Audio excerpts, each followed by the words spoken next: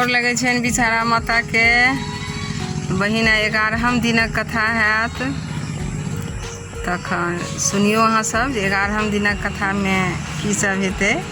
आई हेतै संध्याक विवाह, लिलीक जन्म, सएह सब हैत आई। तो सुनियो। हिमालयक 5म बेटी भेलखिन संध्या। ओ गौरी से छोट रहथिन, तथापि गौरी के विवाह में ओ महादेव से हिल मिल गेल रहथिन। महादेव हुनका खूब मानैत रहथिन। जखन संध्या विवाहक जोग भेलखिन तब महादेव हुनका से विवाह करबा लेल गौरी से चोरा कऽ गेला। गौरी के नहीं बुझा देलखिन जे हम अहीं के बहन से बियाह करब। से भगवाने में भइले तऽ आई हमरो अहाँ में होइ छै, सबटा भगवाने के लगायल छन। तऽ महादेव बड़ मानैत रहथिन संध्या के, खूब पसंद करैत रहथिन। तऽ गौरी से चोरा कऽ की केलखिन तऽ हुनका से विवाह करऽ के लेल महादेव गेलखिन। गौरी महादेव के नहीं देख कऽ चिंतित भऽ गेलखिन। बुझते छियै जनानी सबके तुरंते शंका होबऽ लगै छै, महादेव कतऽ गेलखिन। तऽ गौरी परेशान भऽ गेलखिन। हुनका तकने फिरथिन गौरी जे आखिर महादेव गेला तऽ गेला कतऽ छथि महादेव। तखने फिरत किंतु महादेव कतौ नहीं भेटलखिन। गौरी के पता लगलनि जे महादेव संध्या से विवाह करऽ के लेल गेल छथि। गौरी के पता लागि गेलनि जे महादेव जे छथि से संध्या से विवाह करऽ के लेल गेलथि हैं। गौरी शोकातुर भऽ गेलखिन। ओ कानऽ लगलखिन। कनैत कनैत शरीर से घाम चलऽ लगलनि। घाम चलला से देह से मैल छूटऽ लगलनि। सब मैल के गौरी जमा केलनि आ एकरा सांपक आकार बना ओकरा बीच बाट पर राखि देलखिन। जखन महादेव विवाह कऽ घुरि एला तऽ देखै छै जे गौरी हबो ढकार भऽ कानि रहल छथि आ बाट पर मैलक सांप राखल छै। ओ ओहि मैलक सांप में प्राण दऽ देलखिन। ओ सांप लहलहा लागल। महादेव गौरी से कहलनि, अहाँ किया कनै छी? ई सांप अहाँके बेटी छथि। एकरे खेलेबा लेल हम एकटा कन्या अनलहुँ हैं। गौरी ई कथा सुनि भभा के हंसय लगलखिन। ओहि सांपक नाम लिल्ली राखल है। महादेवक खेल भेल तऽ बुझते छियै। गौरी के फेर पोल्हाओ लै छलखिन हँ। आब देखियो लिल्ली के विवाह हैत। लिल्ली के जन्म भऽ गेल, आब लिल्ली के बियाह हैत। नाहर नामक एकटा राजा रहथिन आ ताँत नामक रानी रहथिन। हुनका 100 बेटा रहनि। बरसी, जेठ आ चनाई हुनका सँ छोट बेटा रहथिन। बरसी नौकरी करबाक लेल महादेवक ओतय गेलखिन। महादेव के एक बेटी लिल्ली रहथिन। हुनका एक नौकरक खगता रहनि। महादेव बरसी के नौकर राखि लेलखिन। एक दिन महादेव बरसी सँ कहलनि, लिल्ली के धर्म कुंड में स्नान करा देबनि आ सोहाग कुंड में अंगूठा डुबा देबनि। बरसी के सुनबा में धोखा भेलनि। ओ उल्टे कऽ देलखिन। धर्म कुंड में अंगूठा बोरि देलखिन आ सोहाग कुंड में नहा देलखिन। तैं हेतु लिल्ली के सोहाग तऽ बड़ पैघ भेलनि, मुदा धर्मक लेश मात्र नहीं रहलनि। लिल्ली विवाह करबा जोग भेलखिन। बर ताकल गेल। लिल्ली जखन बुझलनि तऽ ओ कहलनि, हमरा लेल बर तकबा काज नहीं, हम बरसी सँ विवाह करब। बरसीक विवाह लिल्ली सँ भेलनि।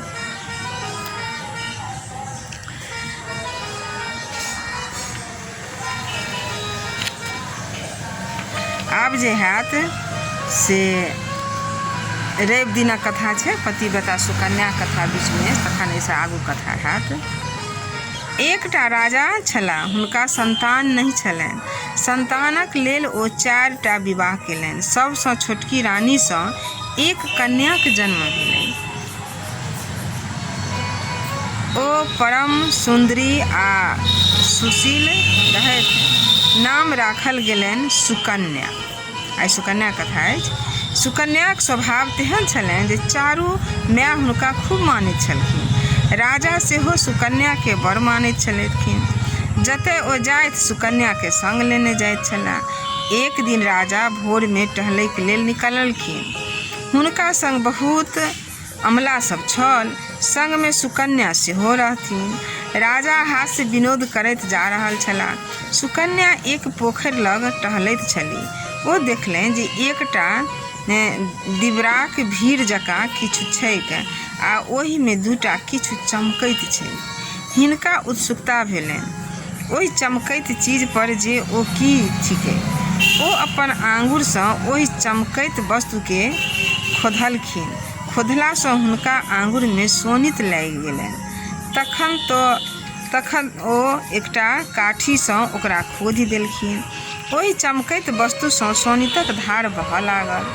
तखन सुकन्या डेरा गेली आ भागि गेली। ओहि डिबराक भीड़मे एक मुनि तपस्या करैत छलाह आ चमकैत वस्तु हुनकर दुनू आँखि छलनि। काठी भोंकलासँ हुनकर आँखि फूटि गेलनि। ओ दर्दसँ चिचिया उठलाह। भीतरसँ राजा राजाक शब्द आयल। राजा ओतय गेला आ सब किछु देखल। एक मुनि तपस्या करैत छलाह आ हुनका शरीर पर डिबराक भीड़ भऽ गेल छलनि। आँखिटा देखाइत छलनि सेहो सुकन्याक बचपनासँ फूटि गेलनि। राजा राजमहल आबि अपन ज्योतिष पंडितकेँ बजौलखिन। हुनकासँ सब बात कहल। पंडित लोकनि कहल जे मुनिक आँखि फूटि गेलनि। ई बड़ गलती भेल। मुनिसँ क्षमा याचना कयल जाय। राजा ओहि मुनिक ओतय गेला आ क्षमा याचना कयल। राजा कहल, हे मुनि, हमरा कन्यासँ बड़ पैघ अपराध भेल, कृपया क्षमा कयल जाय। मुनि कहलनि, अहाँक बेटी हमर आँखि फोड़ि देलनि। हम आन्हर भऽ गेलहुँ। अहाँ अपन बेटीकेँ हमर कुटीमे छोड़ि दियौन। ओ हमर सेवा शुश्रूषा करती। राजाके मुनिक वचन सुनि बड़ दुख भेलनि। ओ राजमहल आबि खटबा सिधाइ लेल। एकेटा बेटी छलनि, ओहो मुनि माँगि रहल छथिन।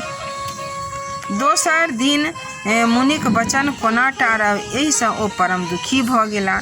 पिताके दुखी देखि सुकन्या राजासँ कहलनि, जखन हम मुनिक एतेक पैघ अपराध केलियनि आ हमरासँ हुनकर आँखि फूटि गेलनि, ओ आन्हर भऽ गेला, तऽ हम हुनकर कुटीमे जा कऽ रहब आ हुनका सेवा करब।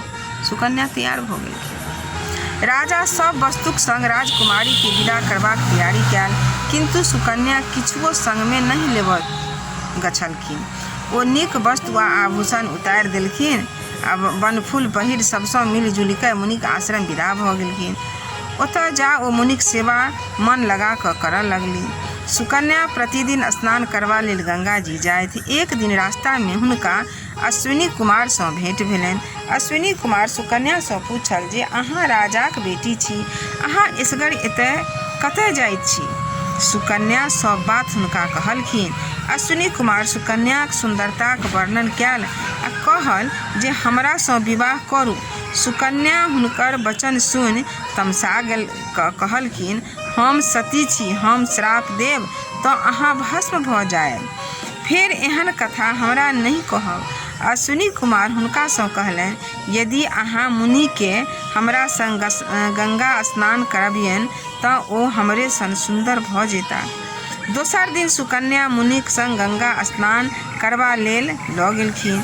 तीनू गोटे गंगामे डुबकी लगौलनि। अश्विनी कुमार आ मुनि एके रंग भऽ गेला। सुकन्याके दुनूके चिन्हब कठिन भऽ गेलनि। ओ असमंजसमे पड़ि गेली। ताबत हुनका मोन पड़लनि जे देवताक पिपनी नहि खसै छनि। ओ तुरंत अपन स्वामी मुनिक हाथ पकड़ि लेलनि। अश्विनी कुमार तऽ चाहैत छलाह जे धोखासँ हमर हाथ पकड़ि लेती तऽ हम हुनकासँ विवाह कऽ लेब, किन्तु हुनकर विचारल बात मोनमे रहि गेलनि। सुकन्या प्रसन्न भऽ अपन देवी देवताके प्रणाम कयल। अपन स्वामीके देखि प्रसन्नता भेलनि। ओ मुनिक संग सुखसँ रहय लगली। किछु दिन बितला पर सुकन्याक मायके मोन पड़लनि जे सुकन्या असगर बन गेली। वनमे बाघ, सिंह आ कतेक तरहक हिंसक जानवर सब रहैत छै। एहिसँ हुनका मोनमे कतेक तरहक आशंका होबऽ लगलनि। बूढ़ा तपस्वी सेहो मरि गेल हेता। एक दिन राजा रानी सुकन्या खोज खबरि लेबाक लेल बन गेला। ओ देखलनि जे राजकुमारी सुकन्या बड़ सुन्दर पुरुषक संग रहै छथि।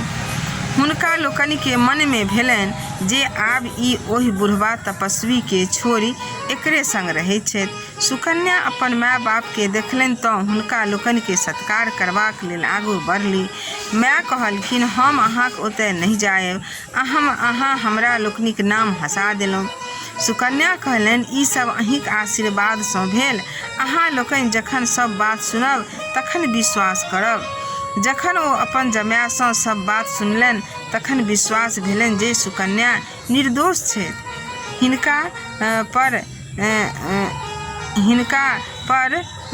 बेकार कोनो तरहक शंका केलियनि। राजा रानी प्रसन्न भऽ अपन घर एली। राजा अश्वमेघ यज्ञ केलनि, ओहि में बेटी जमाय के बजौलनि। देवता सबके सेहो निमंत्रण देलनि। देवता लोकनि एके पाँति में भोजन करे बैसला, ओहि में अश्विनी कुमार सेहो भोजन करे बैसला। मुदा देवता सब हुनका एक पाँति में बैसे नहीं देबय चाहैत छलाह। राजा कहला सुनला पर खा देलखिन। सब खुशी खुशी बेटी जमाय के आशीर्वाद दैत अपन अपन घर गेला। आब जे छै से काल्हि खन 12हम दिनक कथा हैत, तऽ 12हम दिनक कथा में से बाल बसंतक कथा हैत। तऽ काल्हि खन बाल बसंतक कथा कहब। तऽ एकटा से महेशवाणी सुना दै छी अहाँ सबके हम।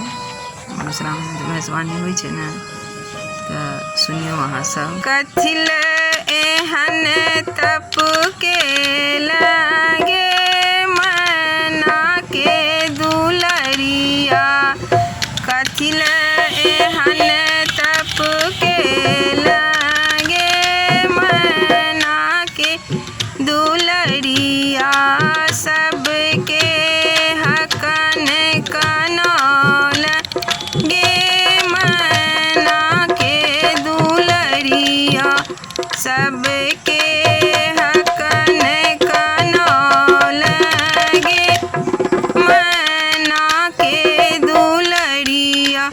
बरह बरस धिया बनखंड से बुला, बरह बरस धिया बनखंड से बुला, बनही में जीवन गमौल गे मना के दुलरिया, बनही में जीवन गमौल गे मना के दुलरिया, सबके हकन कनौल गे मना के दुलरिया। तैयो विधाता ने विपत्ति बुझल कहू, तैयो विधाता ने विपत्ति बुझल कहू, जकरा ले बयस बुढ़ौल गे मना के दुलरिया, जकरा ले बयस बुढ़ौल गे मना के दुलरिया, सबके हकन कनौल गे मना के दुलरिया। कथी ले एहन तप केल गे मना के दुलरिया, सबके हकन कनौल गे मना के दुलरिया। एक सौ एक जगत में सुंदर, एक सौ एक जगत में सुंदर, भंगिया